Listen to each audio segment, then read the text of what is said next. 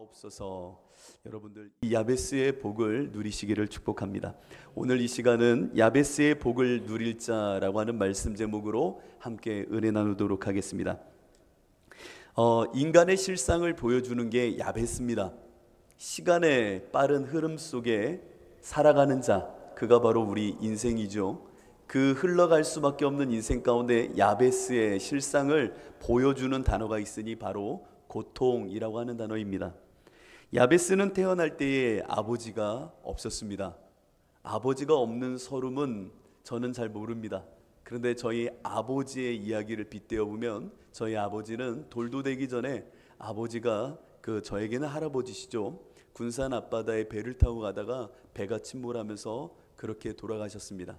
그래서 아버지 없는 서름, 아버지가 없는 삶을 저한테 간혹 이야기해 주신 적이 있습니다. 그래서 그 어려웠던 시절에 똥찌개를 지셨다라고 하는 말도 들었습니다. 여러분 똥찌개 아시죠? 그런 것도 지실 정도로 참 어렵게 아버지가 없어서 그렇게 힘겨운 삶을 사셨다고 합니다. 저희 아버지는 공부하는 걸 좋아하셨다고 하는데 중학교에 갈 형편도 안 돼서 그 일을 하면서 학교에 가는 친구들을 보면 그렇게 부러웠다고 그러세요. 아버지가 없다라는 것은 말로 형용할 수 없는 그 마음의 아픔을 갖고 옵니다.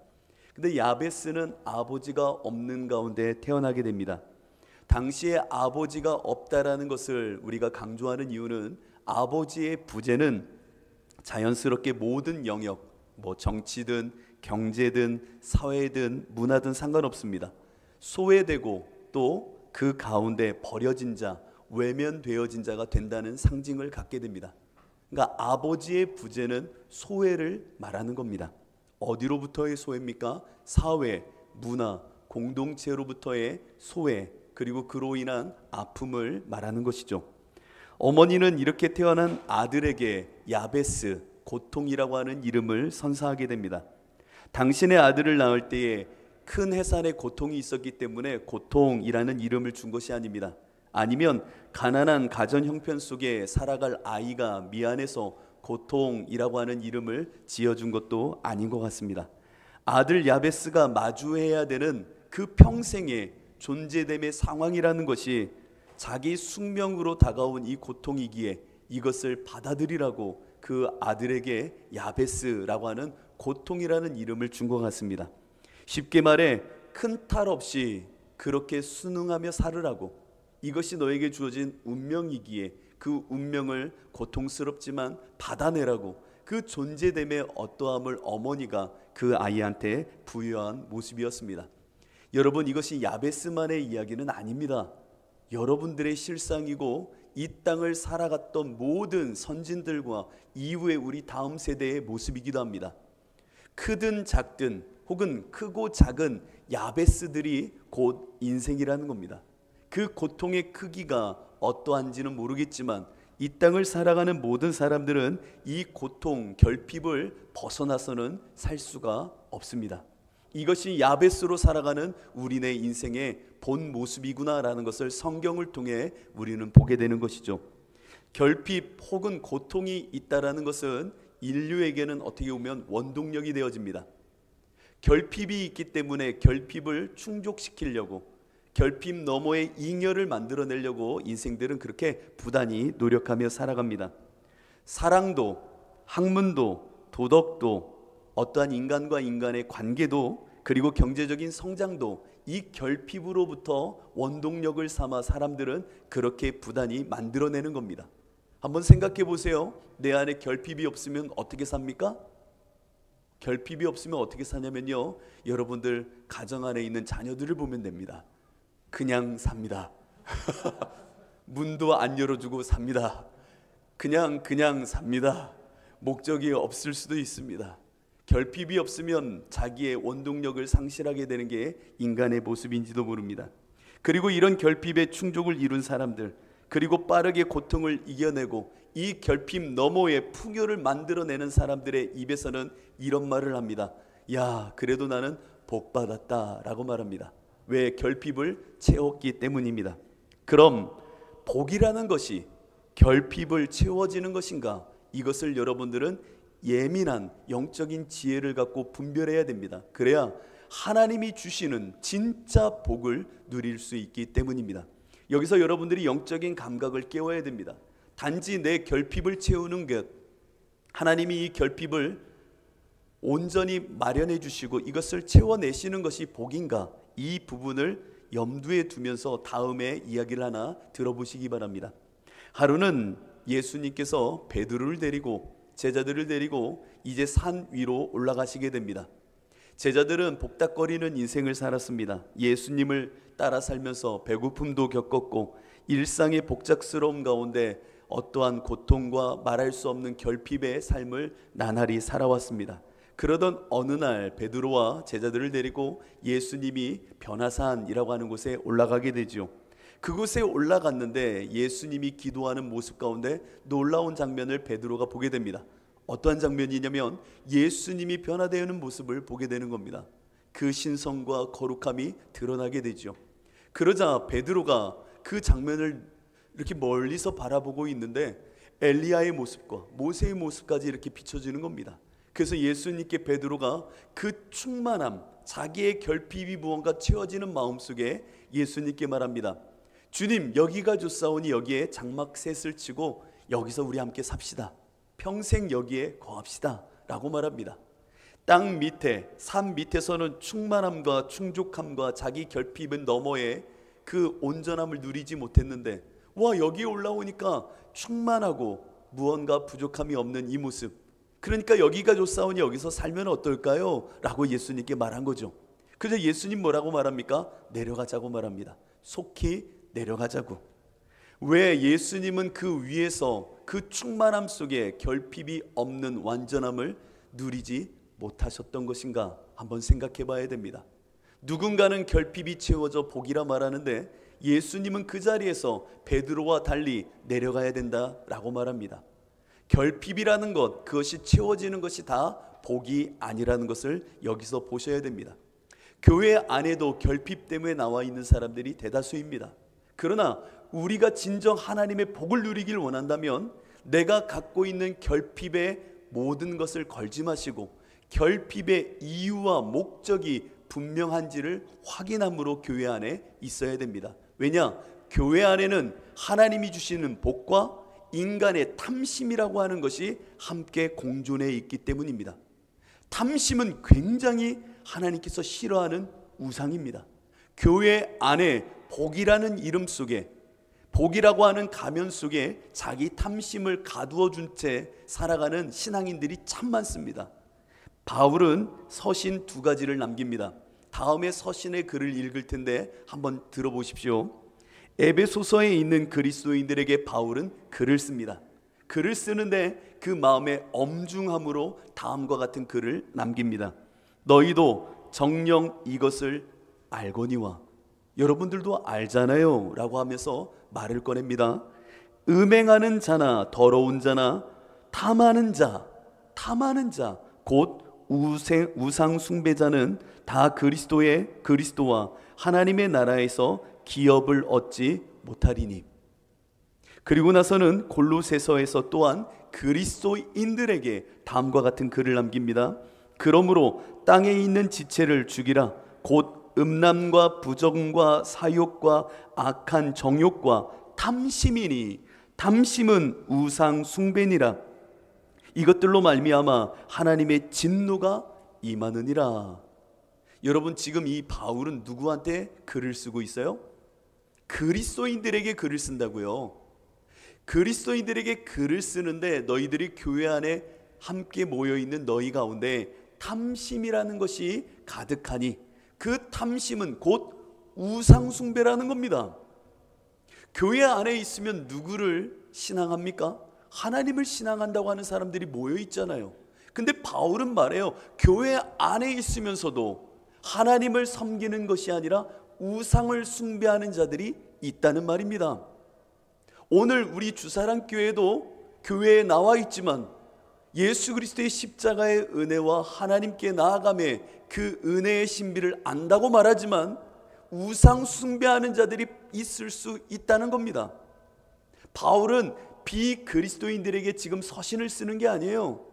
초대교회 성도들에게 글을 쓰고 있는 겁니다.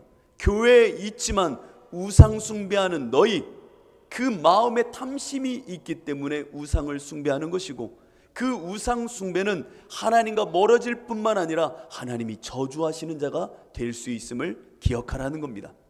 그러면 무엇이 교회 안에 탐심과 하나님을 향한 복을 나누는 기준이 되는가? 그것은 결핍을 채우는 방법이 아니라 결핍의 이유와 목적을 분명히 알아야 그 안에서 탐심이 아닌 하나님이 주시는 복을 채워나가는 것을 나누어 살피고 온전히 하나님께 나아갈 수 있다라는 겁니다. 베드로, 그리고 교회 안에 탐심 속에 우상 숭배하고 있는 사람들, 이들의 특징이 무엇입니까? 자기 가난, 자기 결핍, 자기 고통, 자기 불편함의 이유가 하나님께 나와 기도하는 이유가 되는 사람들입니다. 자기 탐심이 채워지지 않는 것, 그래서 그들은 끊임없이 하나님께 나와 복을 구하지요. 그러나 이것은 이사야가 말하는 것처럼 하나님이 아닌 교회 안에서 우상 숭배하는 것과 똑같은 자다라고 말하는 겁니다. 예수님은요, 어떠한 모습으로 사셨습니까? 예수님이 보신 결핍은 앞에서 말한 베드로나 교회 안에 탐심으로 우상 숭배하는 자들과는 전혀 달랐습니다. 예수님은 이 땅의 가난과 고통, 그것을 본 분이 아니라 정말 하나님이 없는 그 모습을 결핍으로 보셨던 분이십니다. 하나님의 부재, 그 하나님의 없음, 하나님을 상실한 이들의 삶을 결핍으로 보셨기 때문에 그 산 위에서 만족하지 않으시고 땅으로 내려오셨던 분이 바로 예수님이십니다. 우리는 하나님 없음이 부재요, 하나님 없음이 결핍이기에 하나님께 이것을 채워달라고 구하는 심령이 가난한 자로 서 있어야 되는 겁니다. 우리의 육적인 탐심과 욕망을 채우려고 교회 안에 있으면 우리는 우상 숭배하는 자가 될 수 있습니다. 야베스는 고통의 사람이었지만 야베스는 하나님께 복을 구합니다. 자기의 결핍을 채워달라는 복이 아니라 하나님으로부터 오는 생명력이 내 안에 있기를 원한다라고 하는 복을 구했던 사람입니다. 여러분, 야베스의 복을 구했던 그 마음이 여러분들이 복을 구하는 마음이 되기를 진심으로 축복합니다. 우리 교회는 이것을 분명히 인식하고 출발해야 됩니다. 내가 하나님 앞에서 구하는 복은 나의 결핍과 탐심을 채우려고 하는 복이 아니라 내 심령의 가난함, 곧 하나님의 부재함을 채워달라고 하는, 하나님께서 채우실 그 복을 구하는 심령의 가난함의 결핍이라는 것을 분명하게 인지하고 출발해야 거짓된 우상 숭배가 아니라 하나님이 주시는 복을 누릴 수 있게 되는 겁니다. 여러분, 이 분명한 자기 인식을 가지십시오. 이것이 여러분들이 진짜 복받는 비결이에요. 정말 교회 안에서 우상 숭배를 하는 것이 아니라 하나님이 주시는 복에 복을 더하시는 놀라운 생명의 은혜를 누릴 수 있는 비결이라는 겁니다. 여러분, 이것을 잊지 마시기 바랍니다. 야베스는 고통이었지만 하나님의 채워주심, 생명력을 그렇게 구했다라는 겁니다. 그러면 하나님이 우리 안에 오시면, 그분의 생명력이 우리와 맞닿으면 어떠한 일들이 일어나는가?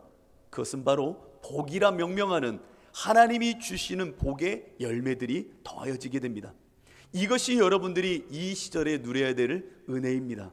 정말 하나님이 주시는 생명력 가운데 하나님이 부으실 복의 열매들, 이것을 기대하셔도 좋습니다. 왜냐? 하나님은 복의 근원이시고 하나님은 당신의 아들, 딸들에게 정말 복의 열매를 주길 원하시기 때문입니다. 민수기 6장 24절로 26절을 여러분 기억하시죠?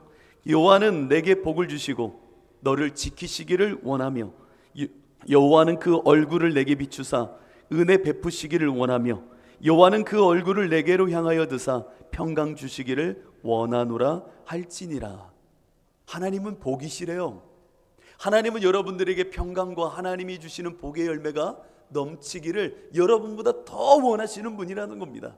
여러분, 이것을 정말 믿으셔야 됩니다. 하나님은 나에게 복 주시길 원하시는구나. 그 복의 열매를 허락하길 원하시는구나. 여러분, 성경의 창세기를 한번 보세요. 하나님이 천하 만물을 다 지으십니다. 이 충만함 속에 하나님이 지으신 후에 아담을 두시고 그에게 이 모든 것을 보이십니다. 그리고 이 모든 것을 누려라 라고 말합니다.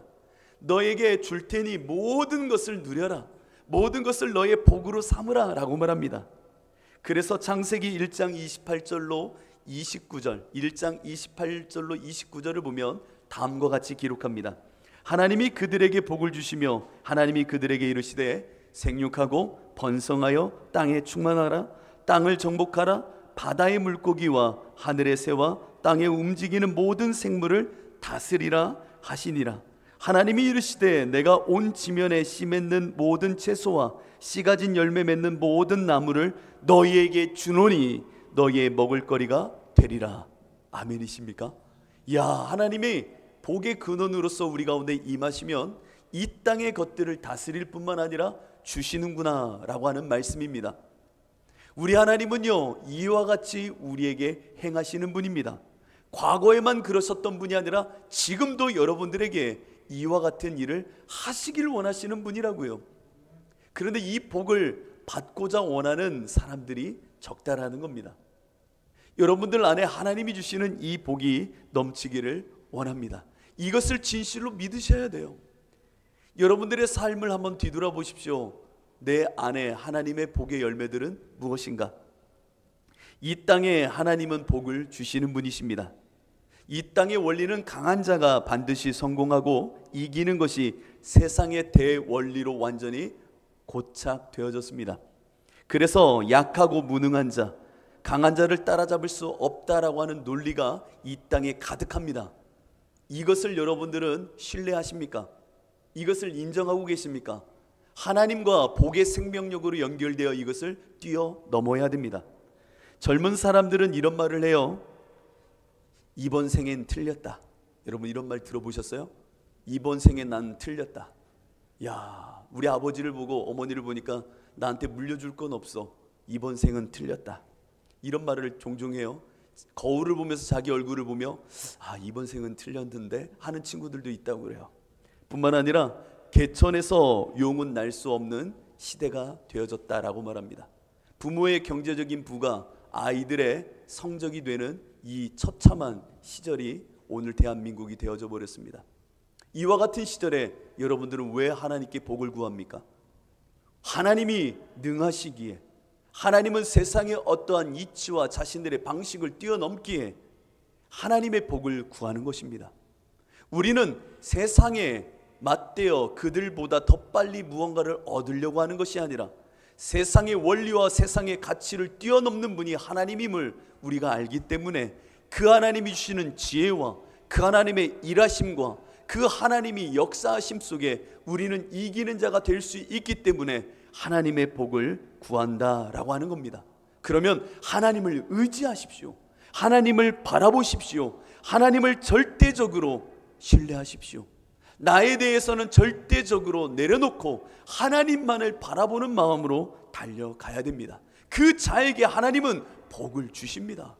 하나님의 생명력의 복으로 연결되어져 있는 그에게 하나님은 부으시고 채우시며 하나님의 방식으로 그를 끌고 나아가십니다. 이것을 신뢰하며 우리 자녀들에게도 이 복의 복을 더하시는 하나님을 의지하도록 그들을 하나님께 맡겨야 됩니다. 주님, 나의 지경을 넓혀 주옵소서. 이 말은 하나님의 복을 통하여 하나님의 열매와 하나님의 영향력이 내 안에 있기를 원하는 기도입니다.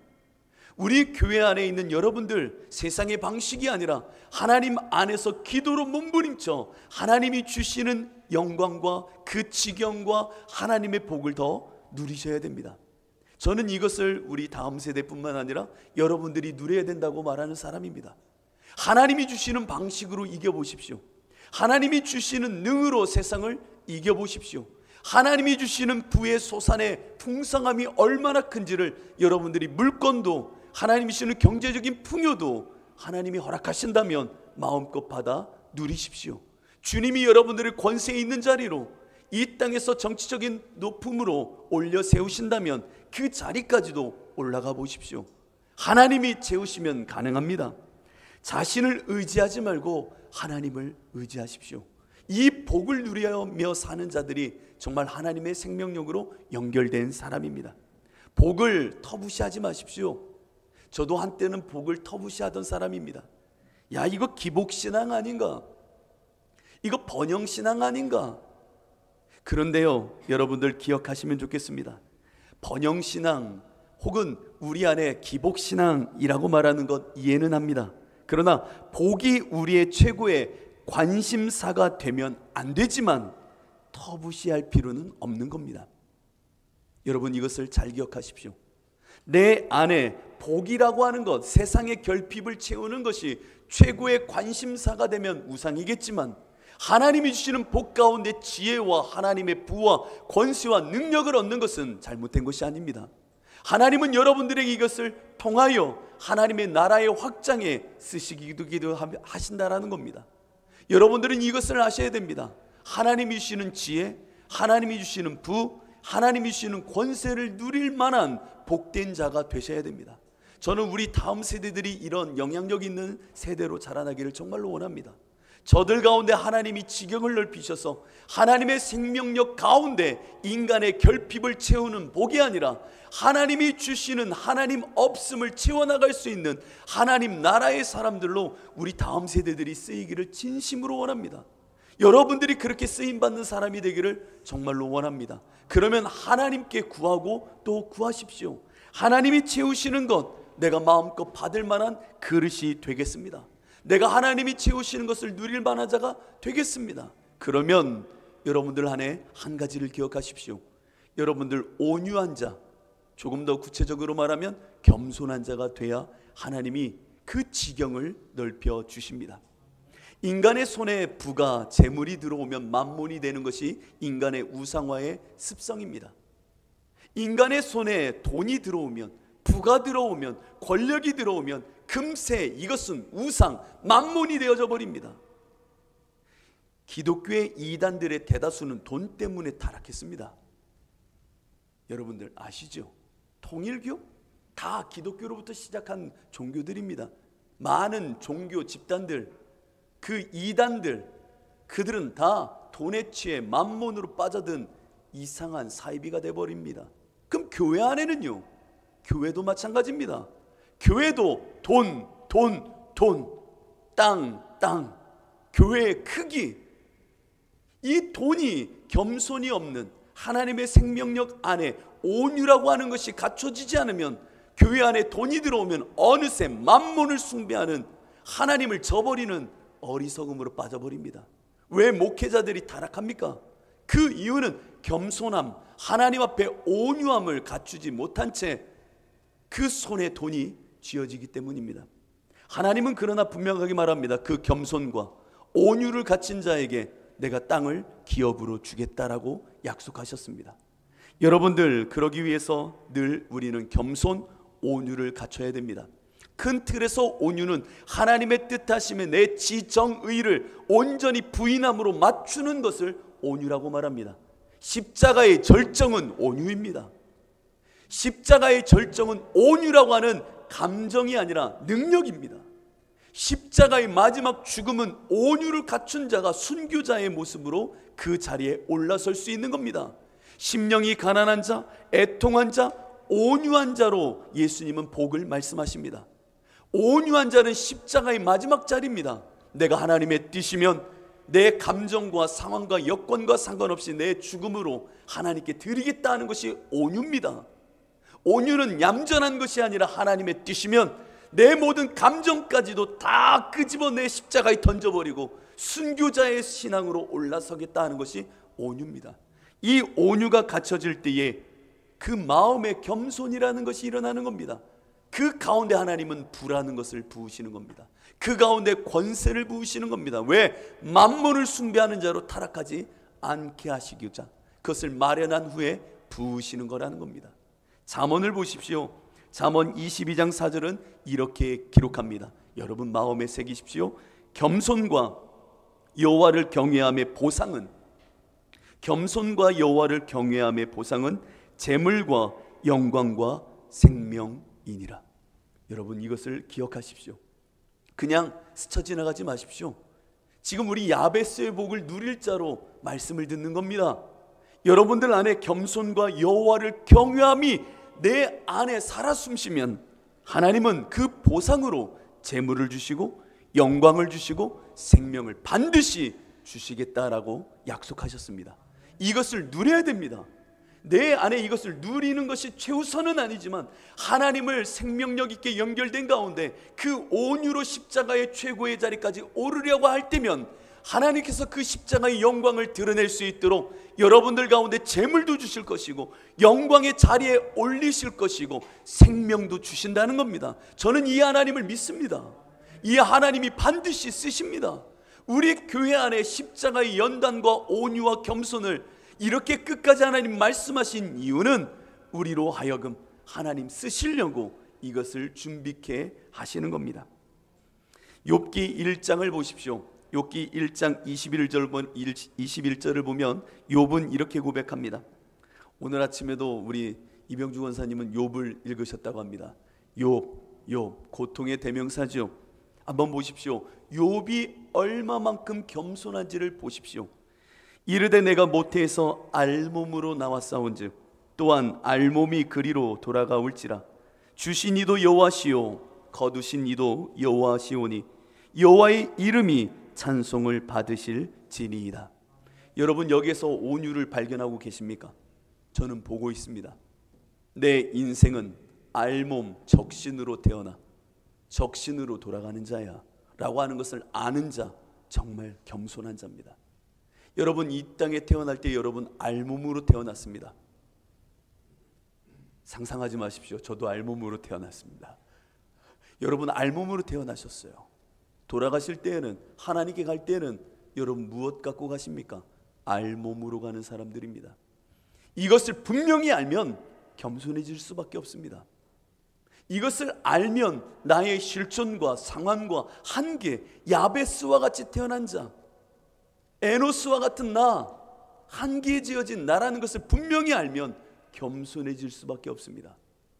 이 겸손을 아는 자의 고백, 주신 이도 여호와시고 거두시는 이도 여호와시다 라고 하는 것을 안다라는 겁니다. 여러분 야베스의 기도 가운데 나로 하여금 주의 지경을 넓혀 주옵소서라고 기도할 때면 하나님 앞에 이 겸손함을, 십자가의 마지막 자리를 기억하고 있어야 됩니다. 하나님은 그 사람에게 반드시 하나님의 재물과 영광과 생명을 부으십니다. 저는 여러분들이 그와 같은 쓰임을 받길 진심으로 원합니다. 모세도요 80세에 쓰임 받았어요. 아시죠? 아직 모르셨어요. 80에 쓰임 받았어요. 저는 우리 주사랑 교회가 그와 같은 하나님의 교회들로 쓰임 받기를 진심으로 원합니다. 여러분들의 그 복으로 임하실 하나님을 구하십시오. 이제 시작입니다. 이제 시작입니다. 세상은 뭐라 말할지 모르겠지만 이제 시작입니다. 하나님께서 여러분을 어떻게 쓰실지 한번 구해보십시오. 하나님이 그렇게 일하신다는 겁니다. 마지막으로 이 비결을 하나 알려드리려고 합니다. 우리 주사랑교회만 들으셔야 됩니다.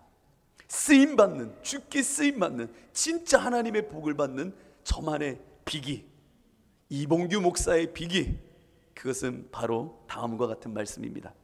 예수님께서 예루살렘을 향하여 가실 때에 마을로 두 제자를 보내십니다. 그리고는 이렇게 말씀하십니다. 저는 이 말씀이 너무나 좋습니다. 그리고 제가 목회함에 있어서 이 말씀을 붙잡고 삽니다. 이것을 알려드릴까 말까 고민 엄청 많이 했어요. 우리 주사랑 교회니까 제가 이걸 알려드리는 거예요. 정말로요. 이거 안 알려드리려고 했는데 예수님께서 맞은편으로 제자를 보내십니다. 그 마을로 들어가면 거기에 아무도 타보지 않은 나귀 새끼가 매어 있을 것이다 라고 말씀하십니다. 그것을 보면 끌고 예수님께 갖고 오라고 말합니다. 끌고 오라 라고 말씀하시죠. 그리고 말씀하십니다. 잘 들으세요. 만일 누가 너희에게 어찌하여 풀고 데려가느냐 라고 묻거든 이렇게 말하라는 겁니다.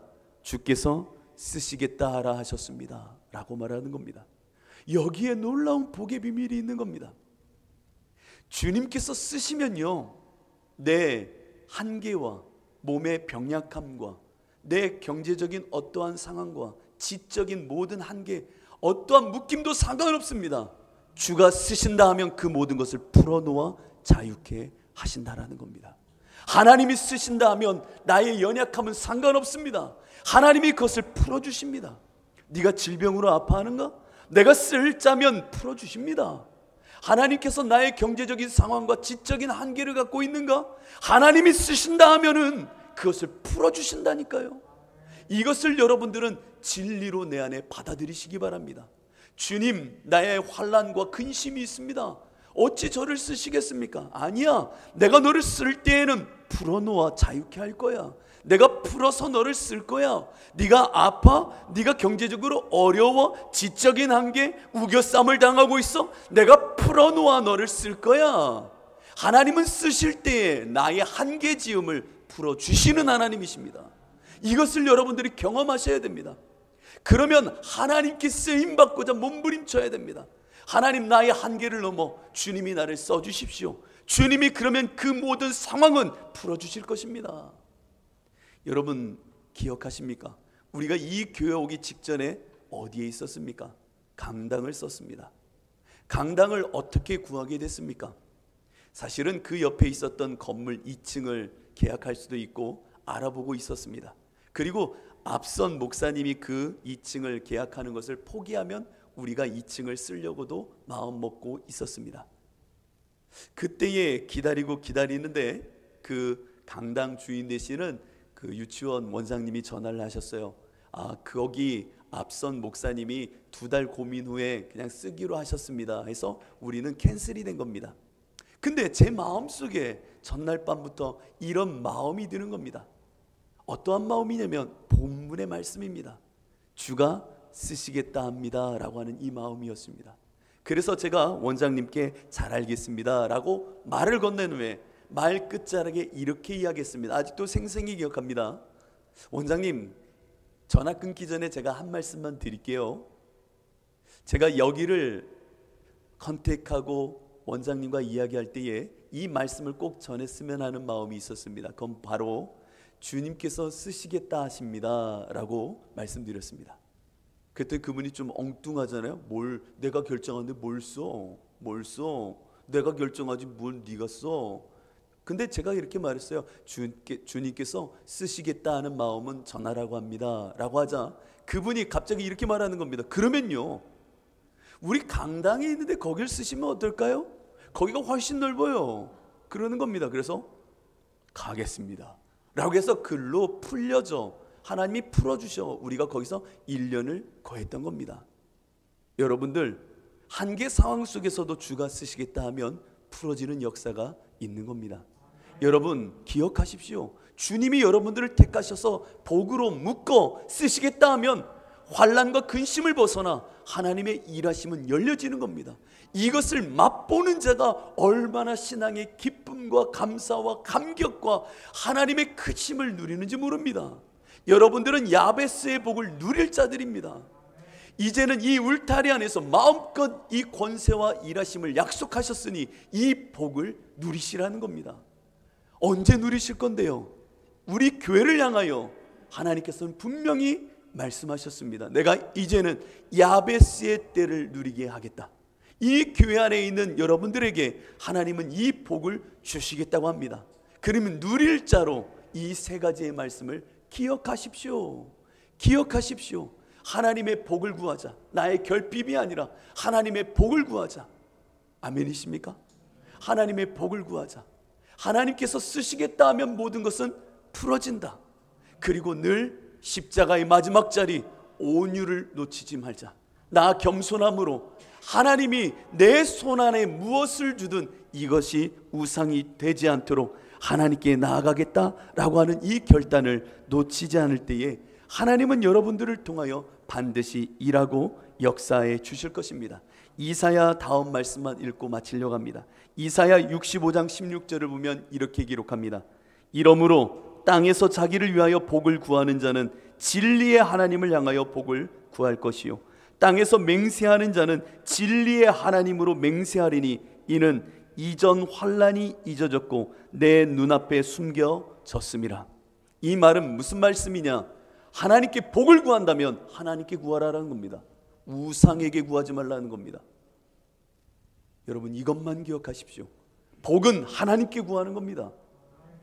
왜 사람에게 구하고 저 무당을 찾아가서 구하고 있습니까? 다 알아요. 교인들이 그렇게 무당을 잘 찾아가신대요. 왜? 하나님 안 줄 거라니까. 안 주지. 그 마음이니까 안 주지. 하나님께 복을 구하는 겁니다. 복을 구하려면 하나님께 구하십시오. 우상에게 구하지 마십시오. 하나님 더 큰 것 주십니다. 여러분들 안에 이 복을 반드시 누리는 귀한 은혜가 있기를 축복합니다. 우리 함께 찬양